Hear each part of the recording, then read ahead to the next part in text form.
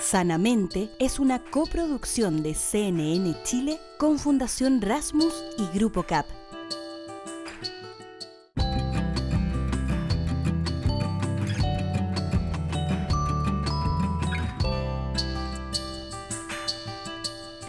Hola, ¿cómo están? Bienvenidos, bienvenidas una vez más a un especial de Sanamente en este fin de año que tanto esfuerzo, energía, estrés nos termina provocando, pero para el que siempre existe un programa donde uno se puede refugiar como en una camita de una comunidad que nos ayuda a sentirnos mejor. Hoy queremos hablar de muchos temas y de muchos tipos de personas en distintos momentos de sus vidas y vamos a entregar algunas herramientas para personas que tienen trastorno obsesivo compulsivo. Es un trastorno que es común en todas las personas y también en niños y que es importante tener herramientas para poder comprenderlo y para poder incorporarlo de una manera que para esas personas la vida sea más fácil. Por otro lado, vamos a hablar también de nosotras las mujeres y esa etapa que tanto tiempo fue un tabú, pero que ahora nos encanta decir, y es la menopausia. Todas quienes estamos muy cerca de la menopausia, tenemos tantas preguntas, hay tantos mitos y la verdad es que podríamos pasarlo tanto mejor, o al menos ese es el propósito de la conversación que vamos a conocer más adelante. Esto y tanto más en este capítulo que ahora comienza de Sanamente. El TOC o trastorno obsesivo compulsivo se considera el cuarto trastorno psiquiátrico infantil más común en el mundo. ¿Cómo se puede identificar en la infancia? ¿Cuáles son esas primeras señales a las cuales deberíamos estar atentos como padres? ¿Cómo la comunidad podría ayudar a través de nuevos aprendizajes, incorporar a los niños y niñas que empiezan a tener algunas señales de trastorno obsesivo compulsivo? ¿Y cómo podemos hacer que esto sea más fácil, más llevadero? Para eso quisimos hablar con un experto, Tomás Miño, psicólogo clínico infanto-juvenil, miembro de la Fundación Internacional de TOC y fundador de la Red Chilena de Especialistas en TOC. Él además es autor de un libro para niños sobre TOC y por lo tanto la persona más indicada para tener esta conversación que les presentamos ahora. El trastorno obsesivo compulsivo, más conocido como TOC, es el cuarto trastorno psiquiátrico infantil más común en el mundo. ¿Cómo lo podemos identificar en la infancia y cómo la comunidad puede apoyar, aprender y relacionarse de una forma distinta en esta materia? Para conversar sobre este y otros temas relacionados, vamos a hablar hoy con el autor de Pedro y su TOC, que es este libro que nosotros ya lo habíamos recomendado en Sanamente, y estamos con su creador, Tomás Miño, psicólogo clínico infanto-juvenil, miembro de la Fundación Internacional de TOC y fundador de la Red Chilena de Especialistas en TOC. Bienvenido. Muchas gracias por la invitación y por la posibilidad de hablar de TOC aquí junto a ustedes. Mi primera pregunta tiene que ver contigo y por qué llegaste al TOC como área de investigación central. Sí, bueno, yo partí hace muchos años como psicólogo clínico especialista en cuadros de ansiedad y me empezó a llegar mucho paciente con cuadro de TOC y en Chile no hay mucha especialidad respecto a eso, no hay programas de formación y empecé una búsqueda un poco más autónoma respecto de cómo se trataba el TOC, cuáles eran las características, cómo se abordaba. Y ahí fui interesándome en esta temática y me empecé a especializar, primero afuera de Chile porque no había ningún programa acá. Y ahí empezó un interés por darme cuenta que era algo de lo que se hablaba muy poco, sobre todo yo que soy psicólogo clínico de niños y adolescentes, me di cuenta que eran una población que estaba bastante como olvidada, sobre todo en temas de salud mental, pero en el TOC también, que es una condición que puede limitar muchísimo, que hace sufrir muchísimo a los niños y a los adolescentes. Y desde ahí nació un poco el interés por poner esta temática también sobre la mesa y empezar a desarrollar proyectos en torno a esto. Como decía al principio, este es el cuarto trastorno de salud mental, me imagino después de depresión, ansiedad y...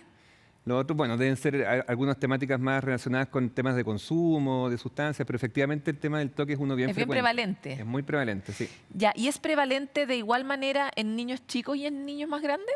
Sí, generalmente es entre un 2 y un 3% de la población mundial que tiene TOC.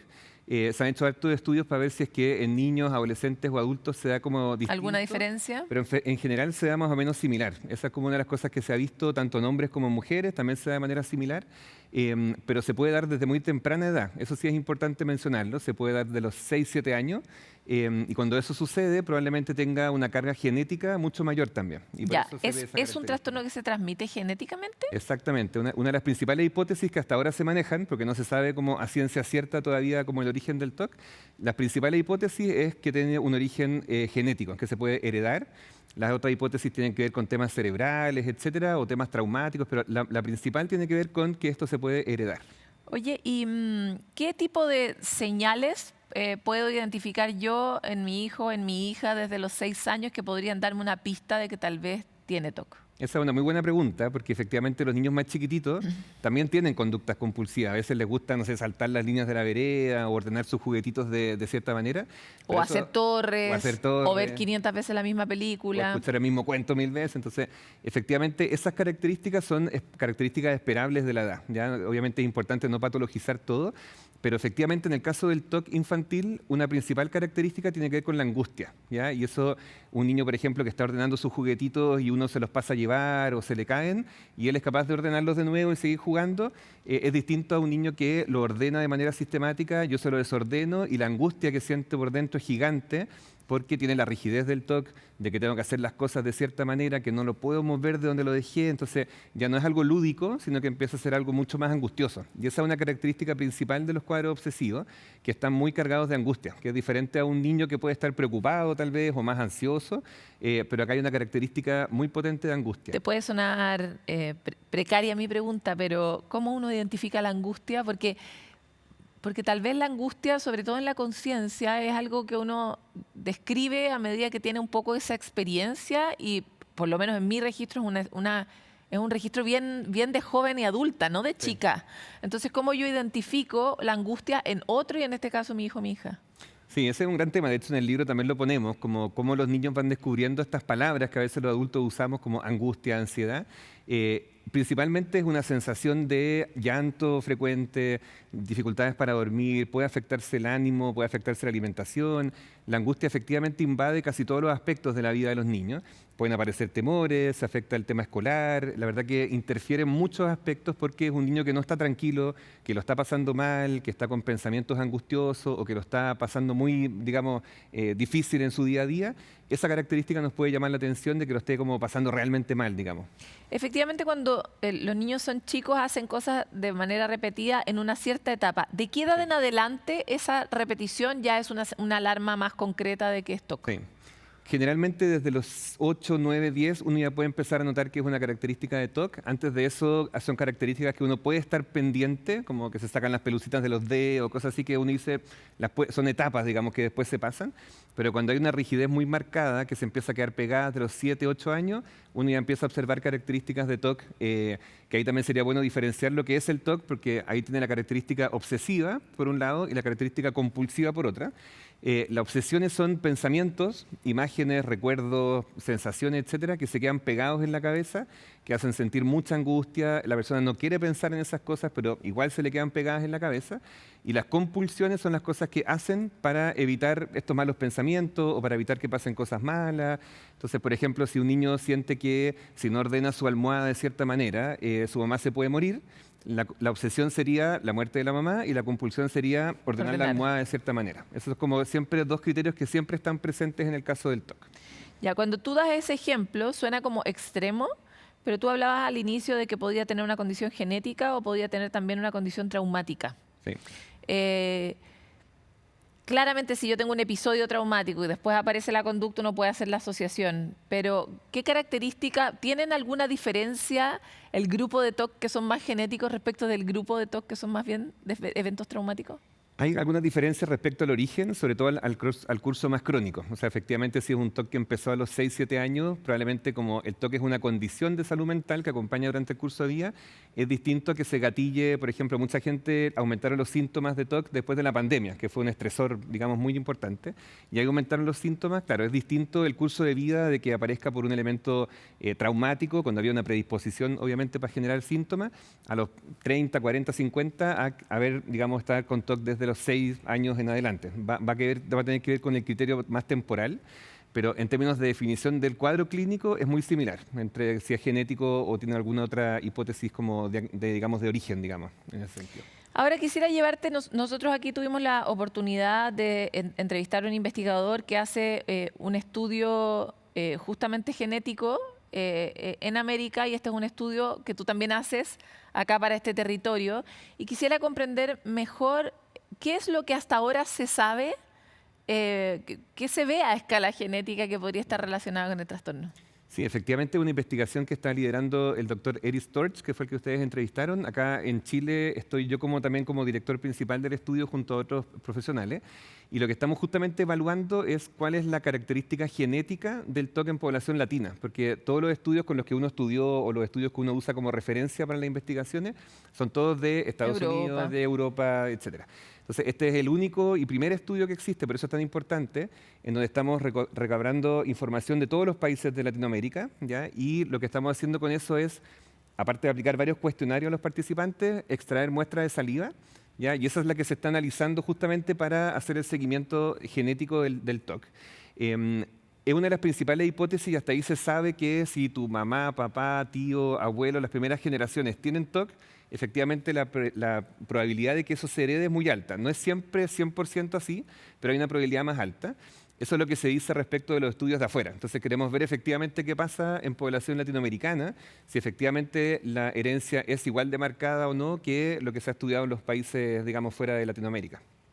Ahora, últimamente, a medida que avanza la neurociencia, han vuelto a cobrar mucha relevancia los factores ambientales, ¿no? Sí. Y sabemos cada vez más que los factores ambientales pueden cambiar el curso de una enfermedad, gatillarla o no gatillarla, acentuarla o disminuirla. ¿Ocurre eso también a pesar de este origen genético del TOC? Sí, de todas maneras, es una buena pregunta porque el TOC es muy permeable al estrés, a la angustia, a las preocupaciones. Entonces uno tiende a ver a los pacientes que están con los síntomas estables, por ejemplo, pero si viene fin de año que están más cansados, o los niños con las pruebas, etcétera, tienden a aumentar los síntomas.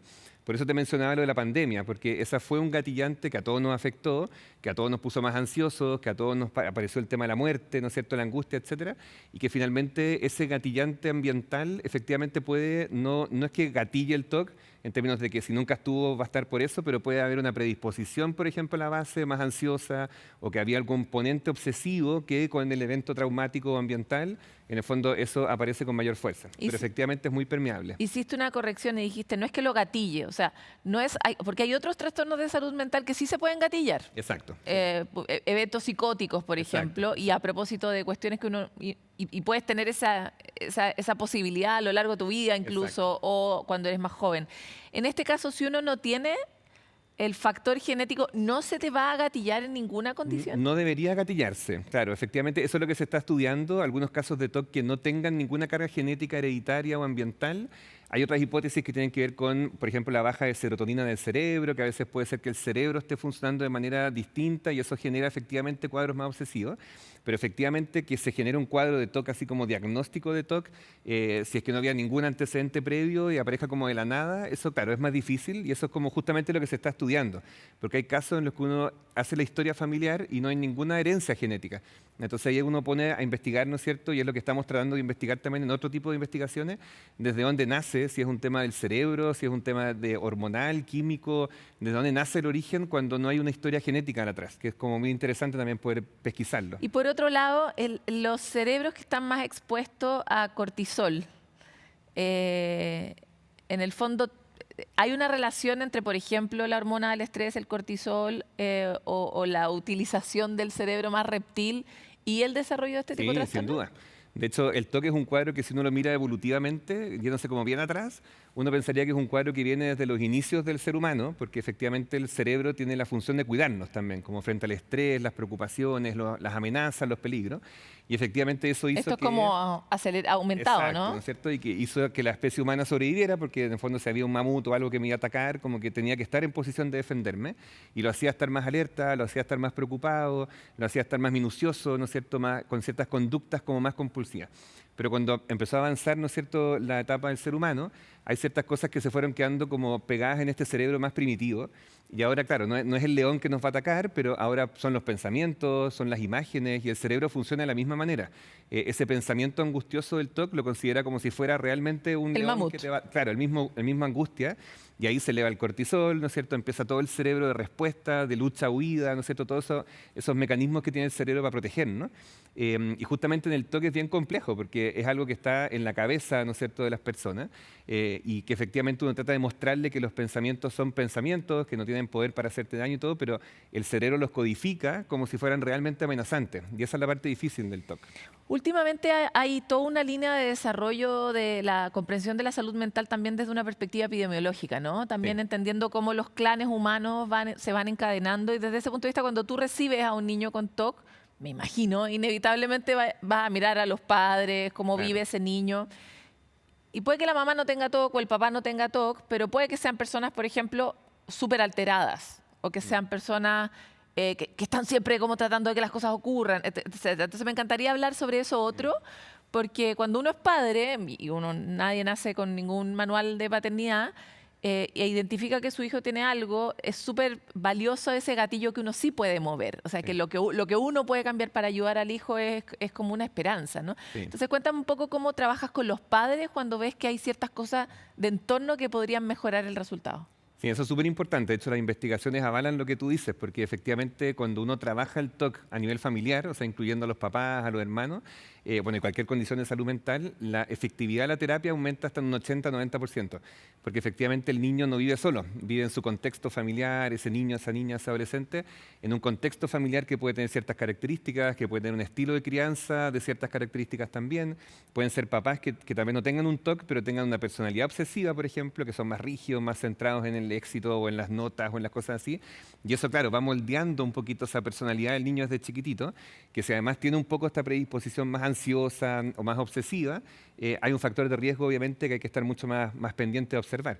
Entonces, claro, cuando llega un niño chiquitito, uno efectivamente, como dices tú, uno mira a la familia, mira el ambiente, ¿no es cierto? Mira dónde se desenvuelve, porque claramente van a ser coterapeutas nuestros. O sea, uno no puede trabajar solo con el niño, uno involucra a los papás, les va mostrando estilos de crianza, les va mostrando formas de ser que podríamos ir modificando, cambiando para ir ayudando, ¿no es cierto?, el desarrollo de este niño.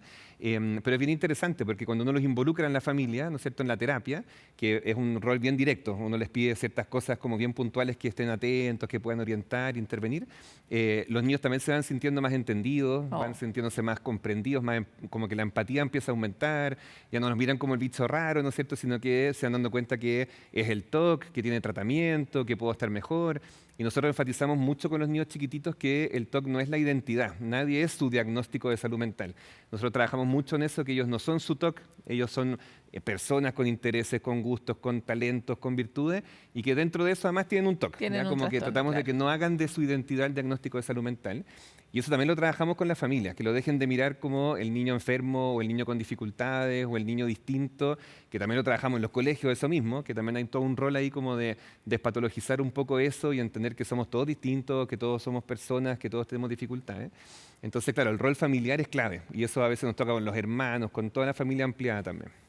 Tomás, antes de empezar esta entrevista te preguntaba si hay un ABDB antes de Boric y después de Boric en el sentido de esta revelación que hace el presidente durante la campaña sobre su propio TOC. Sí. Y quería saber cuál ha sido para ti ese impacto en la consulta con los niños, cómo fue recibido también por las personas que tienen TOC. Yo creo que eso fue un tremendo aporte. Yo creo que el hablar de salud mental es siempre un aporte para la sociedad, el poder poner las cosas sobre la mesa, el darnos cuenta que todos estamos expuestos, que todos a veces estamos más deprimidos, más ansiosos, que todos podemos tener algún diagnóstico de salud mental y que eso no nos hace menos personas o no nos hace menos capaces. Y ha sido bien bonito porque efectivamente a mí me toca trabajar mucho con niños, niñas y adolescentes, que cuando apareció el tema de que el presidente de Chile tenía TOC, fue muy bonito para ellos como el decir, bueno, yo también tengo TOC y mira, él también tiene TOC y llegó a ser presidente de un país. Y eso ha sido muy bonito porque es como, no tiene por qué limitarme el diagnóstico. Eso es como un poco lo que nosotros hemos querido transmitir. Y yo creo que el hecho de que él lo haya abierto, también se habla más de TOC, aparece más en la palestra, la gente habla más del diagnóstico.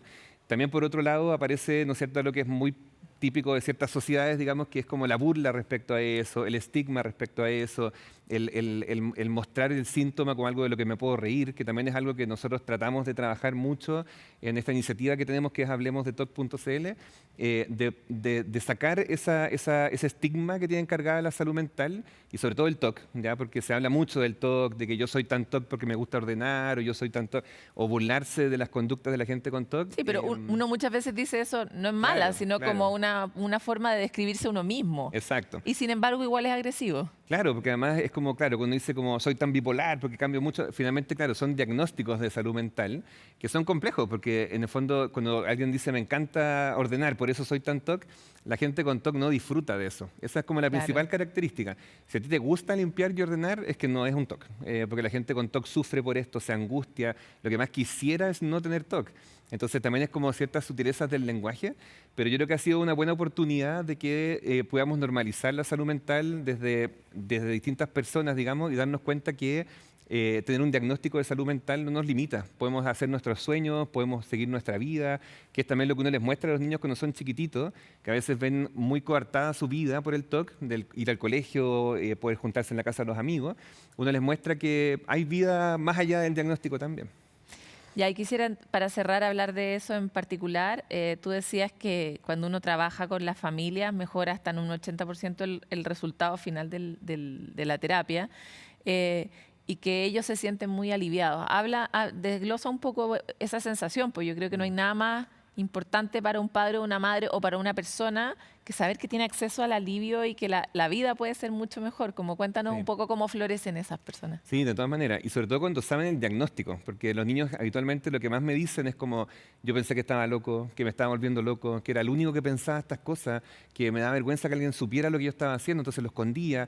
Y es un cuadro que se vive muy en silencio. O sea, hay niños que se demoran años en decir que tienen estos síntomas. El TOC se demora como entre 10 y 14 años más o menos en las investigaciones en encontrar una ayuda oportuna por el estigma, la vergüenza y todo. Entonces, cuando uno les dice, mira, esto es TOC, se trata de estas características, es algo que le pasa a muchas personas, que tienen un buen tratamiento, que no tienen por qué, eso les alivia muchísimo, primero ponerle un nombre a qué es lo que pasa, que esto le pasa a más niños, que le pasa a más personas. Y cuando ya tiene un nombre, también sé qué hacer. Cuando yo siento que controlo algo, tiene un TOC, esto es lo que voy a hacer, también me siento más tranquilo como papá, pero también como paciente, como niño, de saber, bueno, cómo poder enfrentarlo, cómo le voy a ganar a esto. Y ese alivio tiene que ver con eso, con que me dejen de mirar como el bicho raro, de sentir que puedo hablar de esto con alguien y que no pasa nada si lo hablo. Es normal hablar de estas cosas. Y ese alivio es gigante, o sea, les da una autoestima gigante Y también. cuando los niños son chiquititos es muy importante lo que los papás y cómo los papás te miran, Absolutamente. aunque no te digan nada. Entonces, ¿cómo has visto que para esos niños es que los empiecen a mirar de otra manera? Sí, no, la autoestima aumenta un montón, la sensación de que me quieren a pesar de esto, porque también sienten como, es que yo no le quería decir a mi papá o a mi mamá porque me iban a mirar raro, o iban a pensar que yo tenía un problema, o que cómo estaba pensando estas cosas. Entonces, cuando logran abrirlo y se dan cuenta que el cariño sigue igual, que los papás te quieren a pesar de todas las cosas que puedan pasar, como que eso también les da una tranquilidad de que me quieren a pesar de estas cosas que me cuestan o que son difíciles, y eso los alivia muchísimo. O sea, uno ve la cara de alivio cuando es capaz de hablar esto con los papás, o cuando uno les dice, mira, esto es TOC y estas son las características, es un alivio como de, sí, esto le pasa a más gente, no soy solo yo. No, y incluso una sensación de que te quieren más, tal vez, Exacto, porque ya ahora sí, te comprenden, ¿no? absolutamente, aumenta la autoestima, aumenta el decir, bueno, ya sí, yo tengo TOC, pero también tengo otras cosas, soy capaz de otras cosas, como que empodera mucho más también. Tomás, te quiero agradecer mucho por esta conversación. Teníamos muchas dudas y muchas preguntas. Que te vaya muy bien también con el sitio, con la investigación. Y dejamos invitados también a las personas que tengan dudas o que quieran participar, que se encuentren contigo a través de todas las redes que nosotros hemos compartido ampliamente en nuestro programa. Muchas gracias. Muchas gracias a ustedes por la invitación. Vamos rápidamente a una pausa, pero volvemos con mucho más de este especial de fin de año de Sanamente.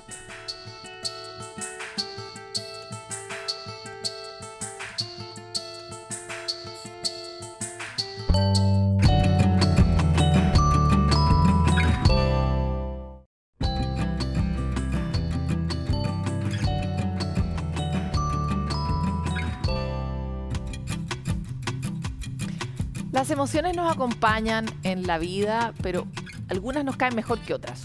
Una que nos cuesta es la ira.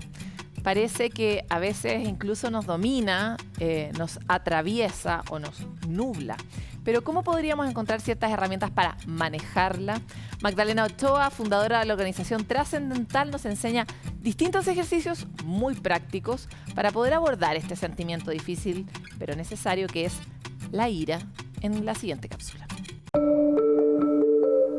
Bienvenido a esta cápsula de bienestar. Hoy día vamos a trabajar esa liberación de rabia, ese enojo que no te permite estar tranquilo, que no te permite realizar tus diferentes tareas.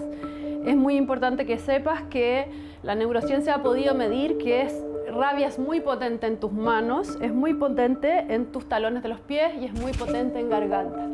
Primero vamos a comenzar sacudiendo nuestro cuerpo, tu lado derecho, brazo derecho. Suelta tu muñeca, suelta tu codo, suelta tu hombro. Para esto destina 5 minutos. Yo voy a hacer una muestra cortita. Sigue después con tu pierna derecha. No controles el movimiento, que la musculatura es como que salga volando, ¿sí? Y después date un segundo para sentir la diferencia. Tu lado que sacudiste es más liviano. Esa es liberación de energía retenida. La siguiente técnica, vamos a liberar los planos que están la energía retenida en los pies. Talonea fuerte, como si pudiéramos hacer un hoyo con los talones. Hazlo con energía. Puedes a lo mejor recordar algunas cosas que te enojaron y elige liberarlas. No controles el movimiento, es descontrolado. Haz vibrar tus células. Somos agua, por lo tanto la vibración nos hace cambiar la energía. Luego de eso, piensa que a lo mejor quieres liberar también tu garganta, tu abdomen. Vamos a inhalar y soltar el aire con una expulsión fuerte. ¡Ja! ¡Ja!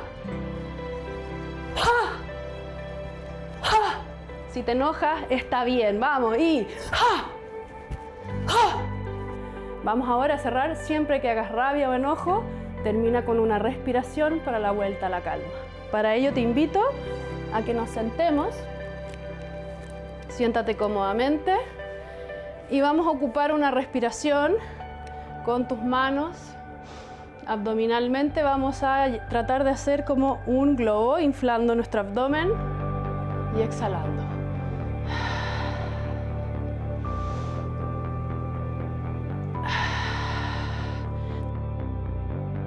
Cierra esta liberación de enojo y energía cuando sientas que tu cuerpo ahora está calmo. Después de esta liberación de energía, para esta respiración cuando ya sientas que estás en calma. Y cierra con los pequeños golpecitos en tu glándula timo, que se ubica en el esternón. Lo puedes hacer como golpecitos o también con giro. Y respirando profundo, esperando que estos ejercicios te hagan sentir más en calma, más en paz y que hayas dejado atrás ese enojo, esa rabia. Que así sea.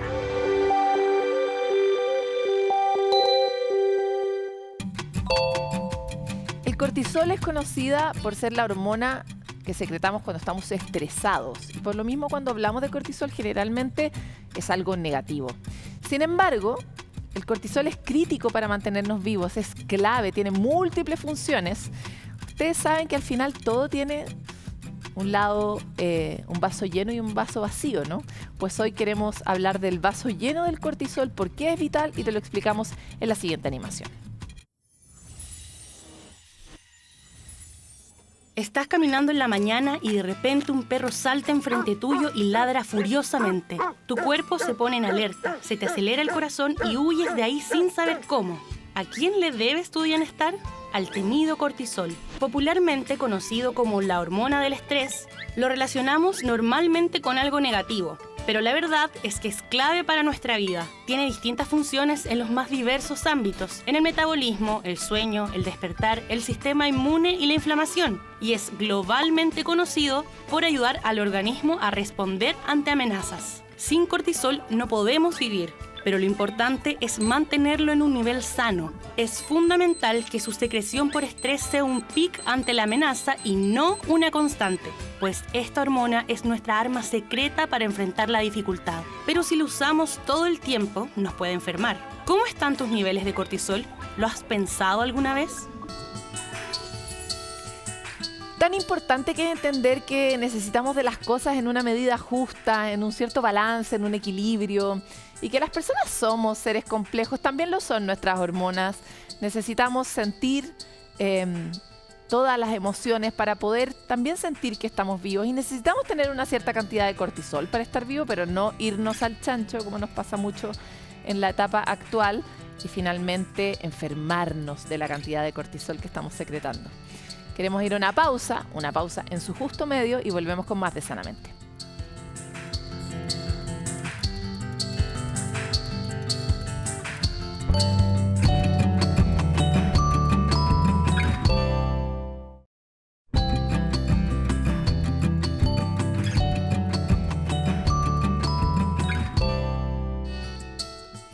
Oye, ya les contaba al inicio de este programa que queremos hablar de menopausia. No sé si les pasa a las mujeres que están escuchando que ahora como que es feliz poder hablar de menopausia, porque ha sido un tema del que todos como que cuchichamos hace mucho tiempo, que nos va a llegar tarde o temprano a las que somos mujeres, y también a los que no son mujer pero acompañan a una mujer, les va a llegar también, porque es una etapa como buenos seres sociales que vivimos en conjunto, ¿no?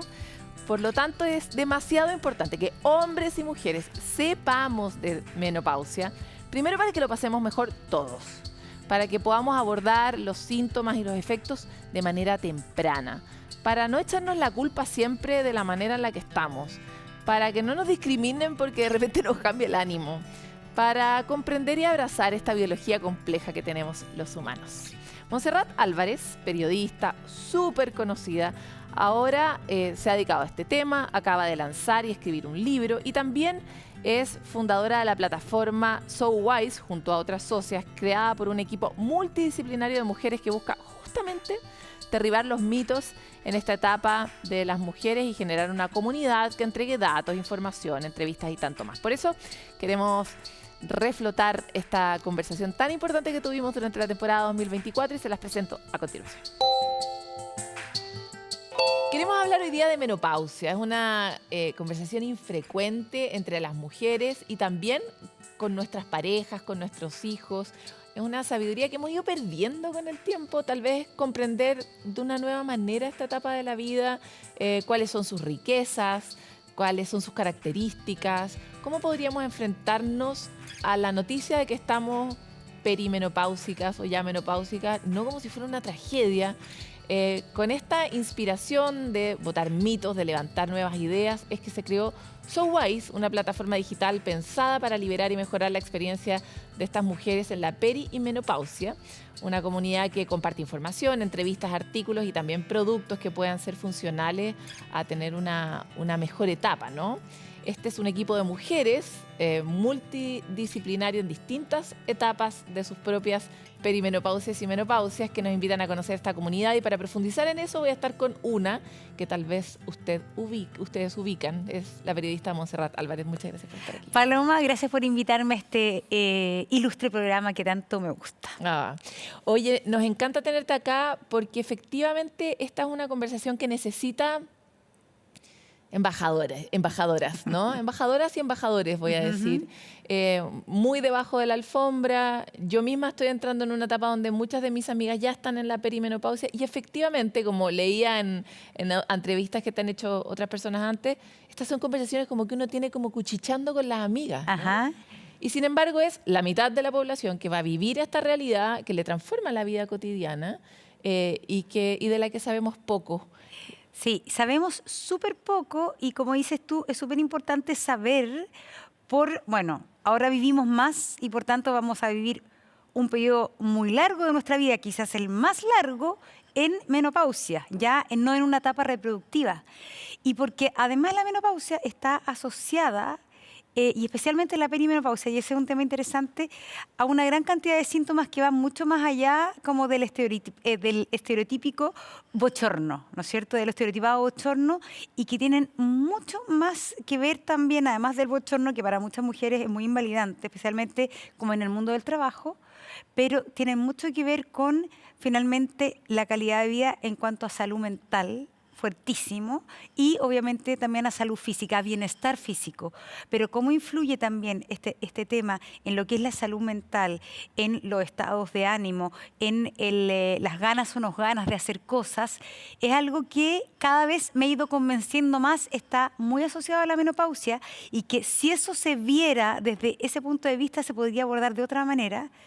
Y podríamos quizás dejar de escuchar que tantas mujeres cuando se acercan quizás a los 50 años sufren como una suerte como de angustia, depresión, desgano, y que hoy día se llama como depresión femenina. Si de verdad se enfocara desde el punto de vista como el cambio hormonal que se produce en la menopausia, quizás la verdad es que la vida sería súper distinta para nosotros. Ya, hagamos un sushi de todo lo que dijiste, porque tiene muchas etapas. La primera es, ¿cuáles de esos síntomas infrecuentes o más desconocidos viviste tú también que te hicieron decir como, tal vez esto es algo más que solo estos síntomas que tengo que tratar aisladamente cada uno, ¿no? Claro, y yo creo que a mí me pasó lo que le pasó a muchas mujeres y a mí me pasó y lo entendí un par de años después. Y ese fue el problema, que la perimenopausia es el periodo como una segunda adolescencia donde empiezan a cambiar los niveles de hormonas, te empiezan a bajar los estrógenos, a haber alza y baja de estrógenos muy brusca, entonces te sientes un poco como en la adolescencia. Como esas, como de repente, como ganas de llorar, un poco neurótica a veces, un poco triste a veces. Y la adolescencia está súper descrita y todos sabemos más o menos cómo tratar a un adolescente. Pero las mujeres que nos empieza a pasar eso, no somos mujeres con menopausia, porque la menopausia es cuando ya no deja de menstruar durante un año. Es la perimenopausia, donde todavía seguramente estás menstruando, donde tienes los hijos un poco más chicos, pero tu fluctuación hormonal es súper grande y nadie te dice que esto que te está pasando, que es, como por ejemplo, hay una cosa que es muy divertida y que a muchas mujeres nos hace sentido, que es la niebla mental, la confusión en los pensamientos. Eso es un síntoma de perimenopausia o menopausia. Como que se te olviden cosas. Esa cosa como que de verdad, esa claridad que uno tenía, o que la típica cosa que uno dice, no me viene la palabra a la cabeza. Que es un poquito crítico para una periodista. Para una periodista es súper crítico. Y a mí lo que me pasa, una especie como de... Y cuando escuché que eso existía, dije, no estoy con demencia, no, se llama la niebla mental. Espérate, y aparte, importante porque la niebla mental es algo que uno experimenta también en situaciones de mucho estrés, o en situaciones de mucho cansancio mezclado con mucho estrés. También uno lo vive, no sé, después de tener la guagua recién, en ese periodo como se parece mucho. Es como una cosa, entonces... Porque entre la realidad y una hay como una especie como de... como una de distancia. Espacio, claro, una distancia que te separa, una niebla. Ya, esa es una cosa. Los bochornos debieran ser una cosa más posterior a la... Pero ¿sabes qué? Eso es súper interesante porque... Hay muchas mujeres, y en mi caso, por ejemplo, bueno, que no me dieron tantos bochornos, que todos los síntomas, bochorno, niebla mental y todos los que podemos repasar, no son de una etapa hormonal determinada. Es como hay mujeres que tienen también bochorno hasta los 80 años. Claro. Hay mujeres que les pasa esto antes de tener su última regla. Entonces, por eso el tema de la menopausia y perimenopausia tiene que ser tratado más en torno a los síntomas, que se presenta distinto en cada mujer, a lo que te diga un examen, porque los exámenes de tu nivel hormonal y eso no dicen mucho. Entonces, los ginecólogos y ginecólogas que están al tanto del tema más bien se van a los síntomas y esos síntomas tratarlos, porque de verdad el nivel de estrógeno, progesterona, no dice tanto respecto a lo que tú sientes. Ya. Ahora, tú sabes que la aproximación a cuando uno, por ejemplo, se mete o no mete hormonas, es una cuestión súper cultural. Lo hablaba, de hecho, ayer con una amiga que vive en Europa, una amiga que vive en Estados Unidos.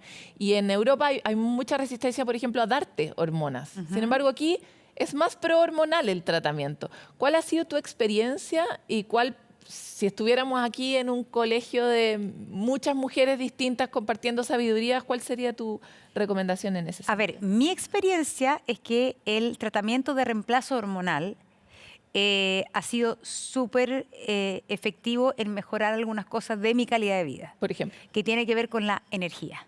Ya. Con la energía más que nada. Con la energía y algo también de la libido. Podríamos decir que el fondo, el tratamiento de reemplazo hormonal ayuda. A mantener la libido un poco más alta. Pero especialmente la energía y el cansancio es algo que el estrógeno, que es finalmente estrógeno que se pone en modo de puff o pomadita, es algo que reportan en general las mujeres que tienen tratamiento de reemplazo hormonal, que el nivel de energía y de cansancio les cambia muchísimo. Pero nosotros tenemos una encuesta en SoWise, que es una encuesta bien interesante porque de verdad es la primera encuesta que hay con un universo estadístico bien significativo de 1.080 mujeres, entonces de todos los estratos socioeconómicos, una encuesta súper completa la que hicimos, que estamos siempre actualizándola. Entonces, claro, 1 de cada 4 mujeres recibe terapia de reemplazo hormonal. Por distintas razones, no todas las mujeres pueden. Obvio. Una mujer que ha tenido, por ejemplo, cáncer de mama no puede recibir el tratamiento. No todas las mujeres tienen acceso porque en la salud pública el mejor tratamiento de reemplazo hormonal no es el que se puede comprar, porque el que se compra es el que te digo yo, el cutáneo, que tiene mucho menos efecto adverso, etcétera, y que Y se además complementa. no usa tus órganos internos de procesamiento. Pero eso siempre se tiene que complementar con progesterona, generalmente oral. Pero tomar estrógeno es distinto que el estrógeno a nivel dérmico que se administra. Entonces, en muchas mujeres esto ha sido una solución bien importante para los síntomas. Lo que pasa es que hubo un estudio que salió por el año 2000 donde a mi madre le dieron hormonas.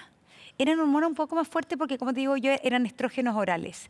Y ese estudio que creo que salió, ahora no me equivoco, creo que era en el New York Times, dijo que los estrógenos eran cancerígenos y se suprimió de un día para otro la administración de la prescripción de hormonas.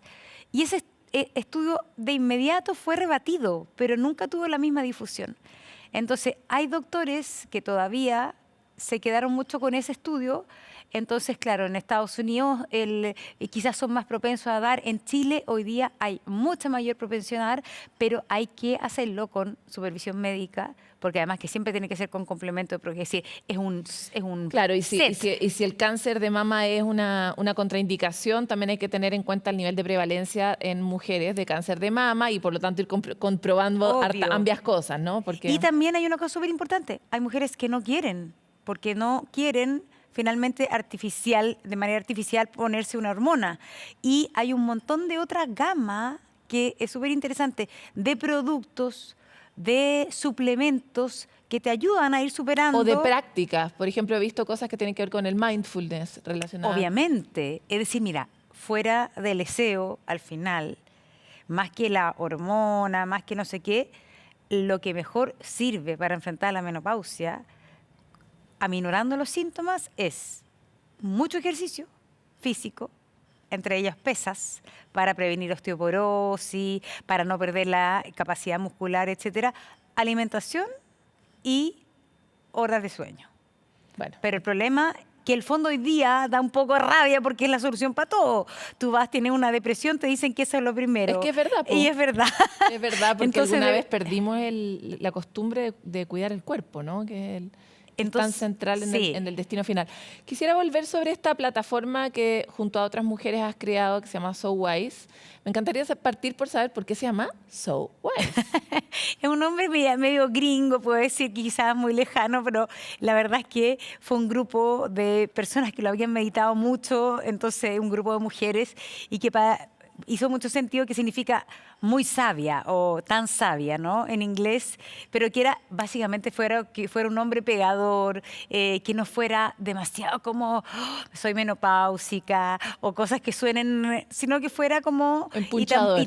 Claro, y tampoco tan pachamámico, ¿cachai? Que fuera tampoco como soy sabia, porque tampoco está una etapa de la vida, al menos lo que a mí respecta, como que tengo las cosas resueltas, por el contrario. Es una etapa de la vida súper revuelta. Entonces hay como toda una corriente que aborda la menopausia desde la nueva sabiduría, la nueva paz interior, tranquilidad, cosa que a mí no me ocurre ni a ninguna de nosotras en SoWise. En el fondo tenemos las cosas es más un deseo que una declaración de lo que son. Claro, en el fondo es una etapa en que uno va buscando eso. Y va buscando eso de distintas maneras, pero obviamente que es una etapa súper difícil también, porque te queda mucho por delante, te quedan muchas veces el proyecto laboral quizás ya estás cansada y quieres redefinir algo, pero hay que parar la olla. Sí, po. Tampoco es tan fácil. Bueno, sobre todo si uno se puso a tener guagua tardecito, Además, como es mi situación. Claro. Hay un punto interesante en lo que planteas, porque uno habría creído que en la evolución humana esto habría tenido alguna lógica, ¿no? ¿Y qué lógica podría tener que las mujeres estuviéramos evolutivamente más cansadas en un momento de nuestra vida? Pensaba en eso Total. ayer antes de venir acá. Y entonces, ¿para qué era este pedazo de la vida cuando la humanidad era eso que devenía de la evolución? Y yo creo que por eso también está toda esta lectura sobre que ahora eres más sabia y no sé qué, porque igual necesitamos una narrativa, ya que somos animales de historia, que sostenga esta etapa de una manera distinta de la narrativa que la ha sostenido hasta ahora, que es como un puro castigo, que es como, mira, ahora ya no puedes tener guaguas, por lo tanto, de alguna forma ya no eres tan útil, y además estás con todos estos problemas que te hacen una mujer súper complicada, y además no te sientes bien y no quieres, no sé, tener sexo, y suena terrible, ¿no? Entonces me encantaría hablar sobre esta Es que me nueva imagino narrativa. que para periodo, bueno, de partida las mujeres vivían hasta los 50, 60 años. Entonces, de verdad, el periodo de menopausia era mucho más corto. Y debe haber sido más coincidente como con la vejez de cabeza, ¿no? Es decir, eso es súper interesante porque antes, o incluso en la generación de mi madre, todos estos síntomas que hoy día yo entiendo son de menopausia, no se llamaban menopausia, se llamaban vejez. Claro. Entonces era una vieja neurótica, se ponía más neurótica con la menopausia, más llorona, más no sé cuánto, ya no podían tener hijos, más gorda. Todo eso era parte de la vejez. Y una vejez que era mucho más dura para las mujeres que para los hombres, porque porque al fondo a la mujer el viejazo, en ese sentido, le viene más abruptamente. Y le viene muy concretamente, ya no hay algo que antes sí tenía, digamos. Claro, absolutamente. Y de que es tener hijos, la posibilidad de tener hijos que además, si uno piensa, incluso en el reino animal, te da un atractivo, estás en celo.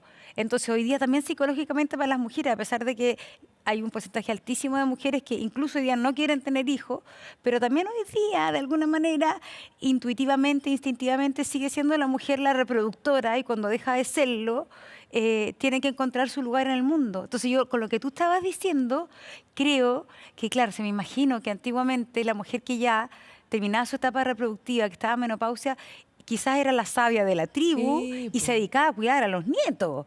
Que es algo que también hacemos. Claro.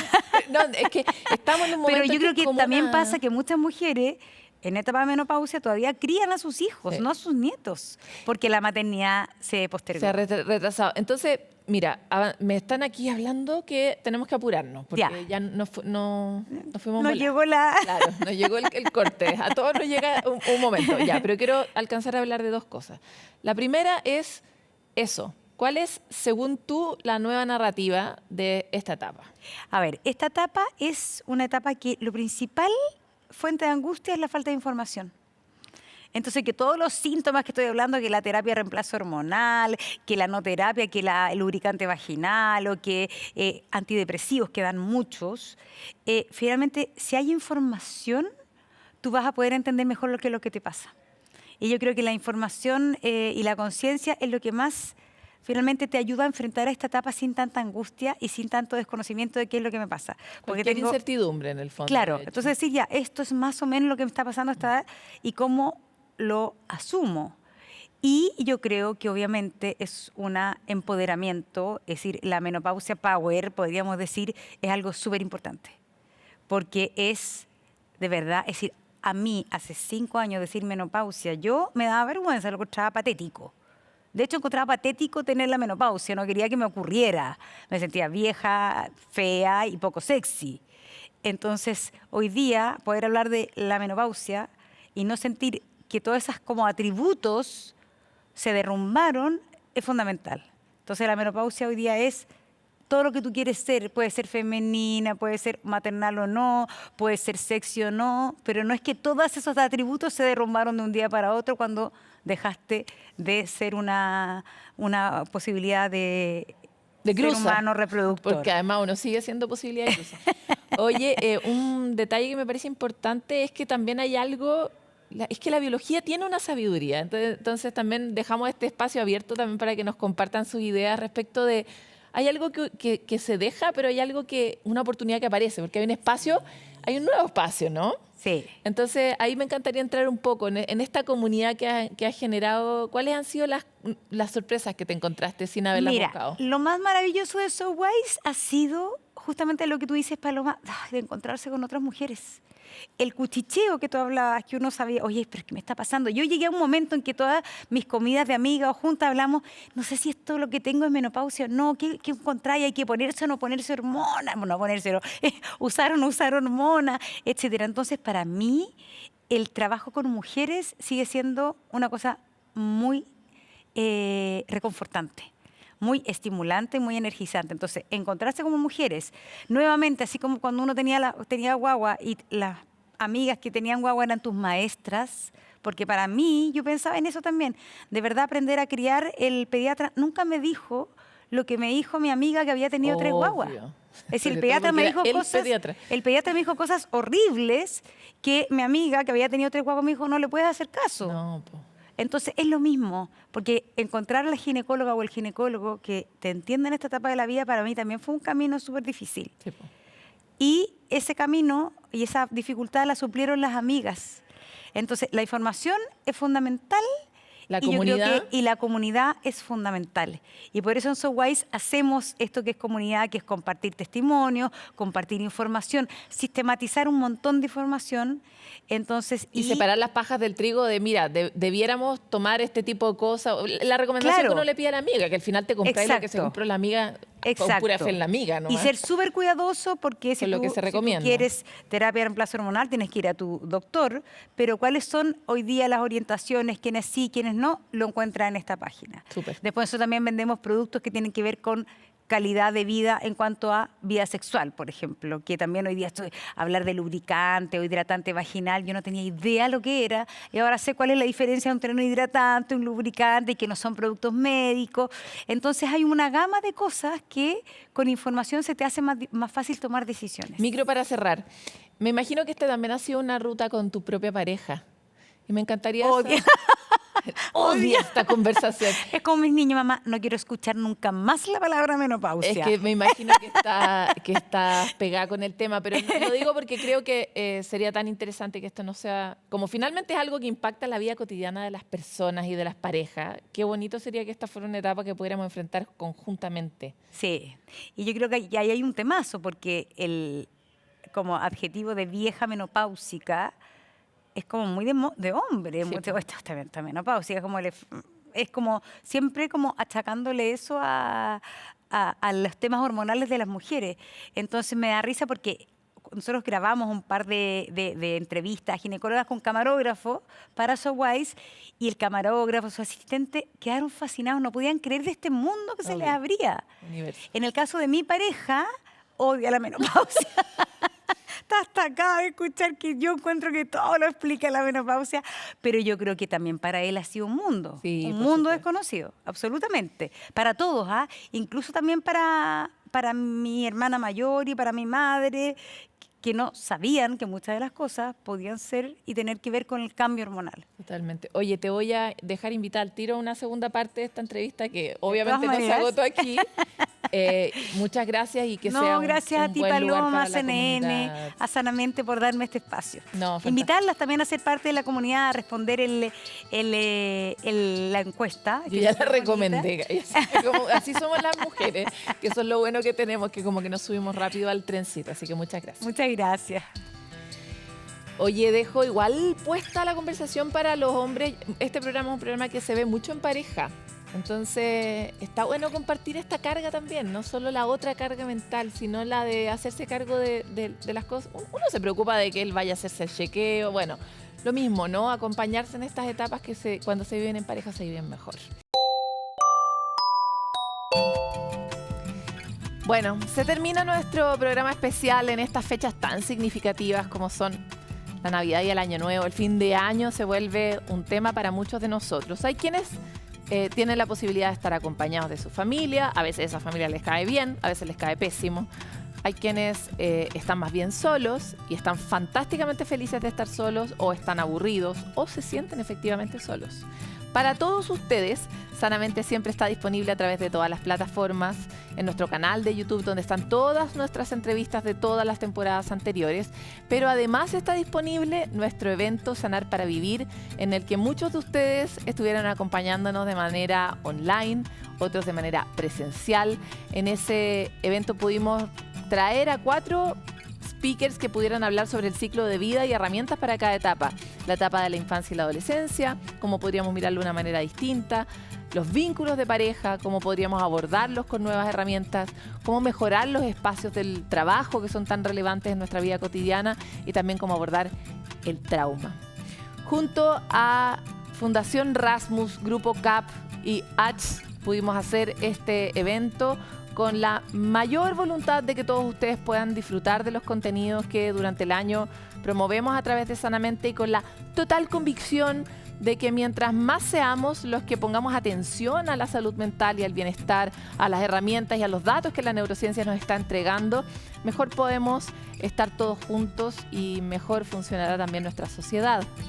Los quiero invitar a transformar ciertas emociones que son difíciles de fin de año, como el exceso de estrés, el exceso de irritabilidad, por un camino lateral, que es la amabilidad. La amabilidad también es un ejercicio cotidiano y mientras más conciencia uno le pone, mejor funciona, pero también mayores impactos reproductores tiene en el mundo. Cuando uno es amable, generalmente lo que recibe es amabilidad y siembra amabilidad en el otro para que se esparza por el planeta. Así que este sea un fin de año amable, que el próximo lo sea más aún, que vayan conquistando esos espacios de calma al interior que cuesta tanto conocer, pero son tan placenteros cuando finalmente uno los alcanza a veces por momentos, que puedan disfrutar de que estamos aquí y ahora, en este mundo, juntos, y tenemos la oportunidad de conocer y de mirar y de asombrarnos del mundo, de la vida. Los invitamos a seguir junto a nosotros el próximo año, en la temporada 2025. Les mandamos un gran abrazo y una invitación infinita a mantenerse relacionados con nosotros, interactuando, que siempre vamos a estar muy interesados en que todos ustedes estén mejor. Nos vemos.